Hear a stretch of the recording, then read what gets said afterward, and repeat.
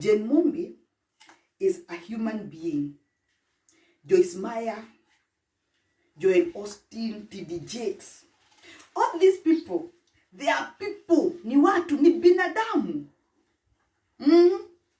Ezekiel, JJ, Yuse Wagoji, Wakush. These are people, ni watu, ni binadamu. Na kama ni binadamu, the things that binadamu do, zile vitu zenye sisi hufanya, wao hufanya pia. They do them. It doesn't mean they are special. Apana.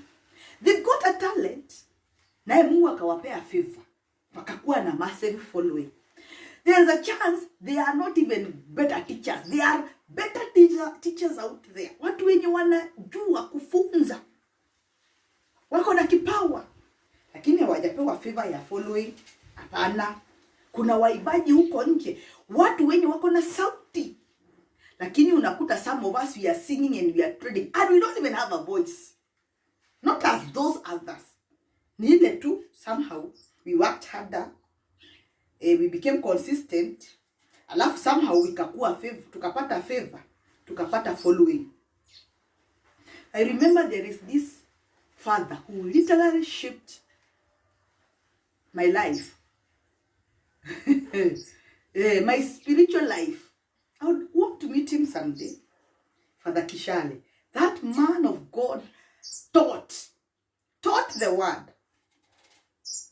Lakini utapata, he does not have as much following. Apana.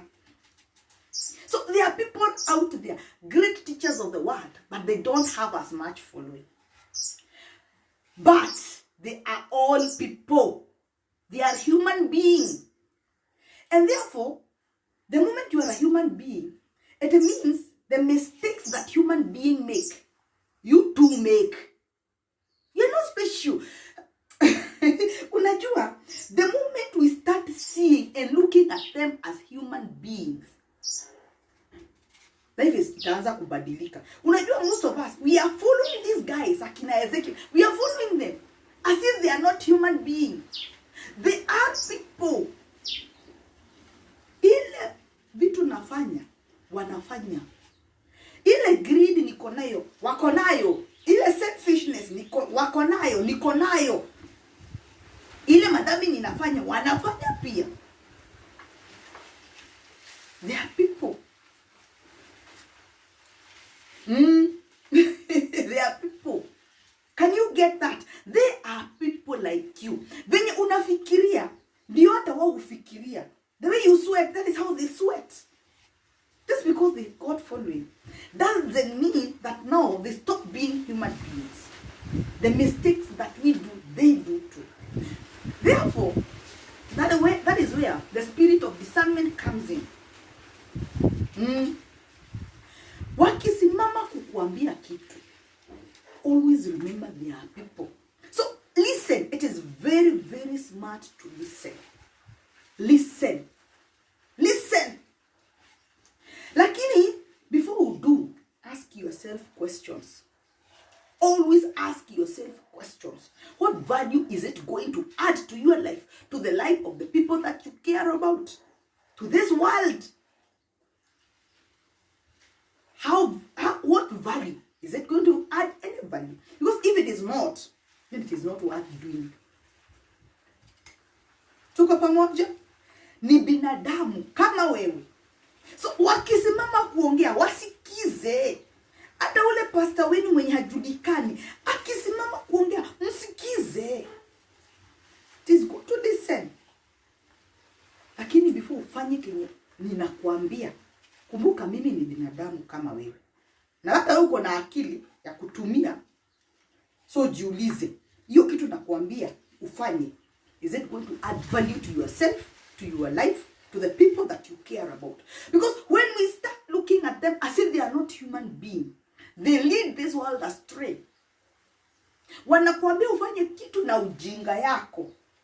Ujinga yako unafanya kitu yenye, in actual sense, it is getting you into dangerous situations. It is bringing harm to to you and to your family and to your loved ones. Just because I came with a title, a man of God. Now, Ambiana, we are all men of God. All of us are men of God. Just because somebody has more influence than others doesn't make them lesser men of God. We are all men of God. Listen to all of us. But before you do what we tell you, ask yourself, is it going to add value? Kuna mtu hana influence, lakini ukisikiza huyo mtu na umufuate, utasonga mbele kimaisha. Because tunafaa tusonge mbele kimaisha. We need our country to stop, to stagnate for wrong. Our parents made mistakes and we need to correct them. Especially when it comes to interpreting the word of God. We need to reevaluate what we believe in and the things that we are doing. We need to correct so that our children don't suffer the way we are suffering today. In the name of our faith. So people are people. It doesn't matter what title they hold. They are people. Eventually they make mistakes the way other people make mistakes. Hakuna mtu anaishingi mbinguni. Tunaishi hapa duniani. Eventually watakufa. The way you will die like that. You may be even smarter than they are. So can we start looking at people, at men of God, as people? Because lately people don't see them as people, as human beings. We see them as some demigods. Na hiyo inaharibu dunia. Inaharibu dunia. Because imetufanya captives of what their faith, of what their interpretations dictate. Whatever interpretation they are coming up with, if it is not adding value to your life, if it is not making your life better, then we need to reassess it and to readjust. Because the same thing our parents did, we are suffering because of it.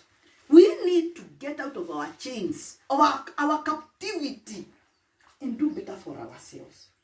And I've said, most of these guys that we are following, the only difference is that they got some favor. Now wakapata following. They did something, wakapata following. There are better teachers out there. People who got real influence, good influence on others. Lakini hawajapata hiyo kind of following. Yes. The same thing. Kuna people wako na voices mzuri sana pale. Wako na talent ya kuimba.